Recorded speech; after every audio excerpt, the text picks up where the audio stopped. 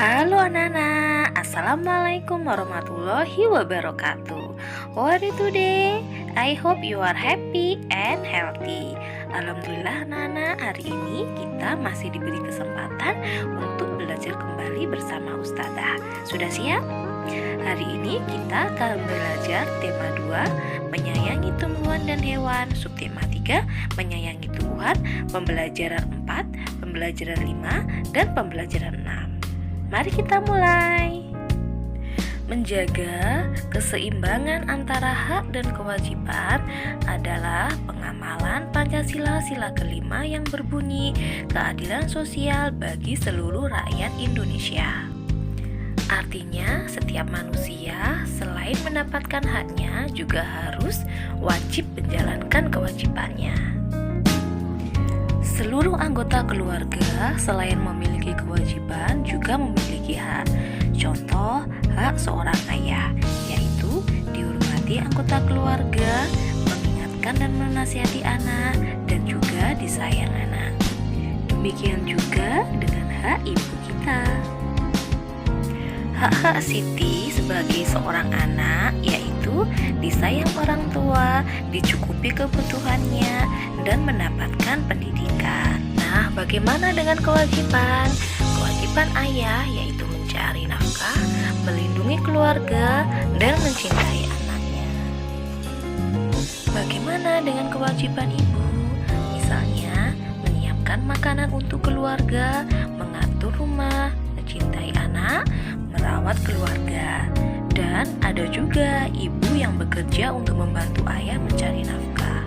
Sedangkan kewajiban Siti sebagai anak, kewajiban kalian semua, belajar, membantu pekerjaan rumah, merawat tanaman atau binatang bila memiliki, dan menghormati orang tua. Siti dan teman-temannya akan melakukan kegiatan wawancara. Mereka akan mewawancarai seseorang tentang cara perawatan tanaman. Sebelum melakukan kegiatan wawancara, mereka belajar membuat pertanyaan wawancara. Ingat, dalam membuat daftar pertanyaan, kalian harus mengawali dengan kata-kata apa, siapa, mengapa, bagaimana, dan kapan. Dan berikut adalah contoh daftar pertanyaan yang dibuat Siti dan teman-temannya. Apa artinya hutan bakau sebagai sabuk hijau? Bagaimana merawat hutan bakau? Siapa yang paling banyak menyebabkan kerusakan hutan bakau? Nah, kamu bisa membuat kalimat wawancara sendiri. Sekarang kita beralih pada permainan tapak gunung. Sebelum itu, mari kita pahami dulu. Tanaman akan tumbuh sehat bila cukup mendapat air dan sinar matahari. Manusia akan sehat jika banyak bergerak atau berolahraga. Dengan bergerak, maka peredaran darah dalam tubuh akan lancar. Peredaran darah yang lancar membantu penyebaran oksigen ke seluruh tubuh. Permainan tapak gunung banyak melakukan gerakan. Dalam permainan ini dilakukan gerakan melompat, menekuk, dan memutar. Permainan tapak gunung membuat badan menjadi sehat. Saat melakukan permainan tapak gunung, ada beberapa sikap yang perlu kita ingat. Sikap sportif dan sabar menunggu giliran perlu dilakukan. Saat memenangkan permainan, maka kita harus bersyukur dan tetap rendah hati. Sebaliknya, saat kalah, kita berbesar hati mengakui kehebatan lawan. Jika semua hal itu dilakukan, maka bermain tapak gunung akan bertambah seru. Setelah main tapak gunung, enaknya makan yang seger-seger ya. Contohnya makan buah mangga. Mangga adalah buah yang mudah dijumpai di Indonesia. Bentuk buah mangga bermacam-macam. Ada yang berbentuk bulat, oval, lonjong, dan lain-lain. Buah mangga memiliki kulit yang berwarna hijau jika masih mentah. Warna kulit buah mangga ada yang berubah menjadi hijau kekuningan hingga orange jika sudah masak. Bagaimana? Apakah di halaman rumah kalian ada pohon mangga? Nah, anak-anak, pohon mangga sering ditanam di pekarangan rumah atau kebun. Pemeliharaannya cukup mudah sehingga banyak orang suka menanam pohon mangga. Pemeliharaan pohon mangga meliputi penyiangan, pembumbunan, pemupukan, pemangkasan, dan pengendalian hama. Mari kita bahas satu persatu.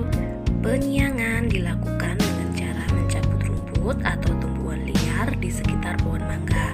Hal ini dilakukan agar pertumbuhan pohon mangga tidak terganggu. Saat penyiraman tanaman, tanaman di bawah pohon mangga akan merosot terbawa air. Pembumbunan dilakukan untuk menimbun kembali tanah yang merosot karena terbawa air. Pemupukan dilakukan untuk membantu meningkatkan kesuburan tanaman. Pupuk yang digunakan adalah pupuk organik dan pupuk anorganik.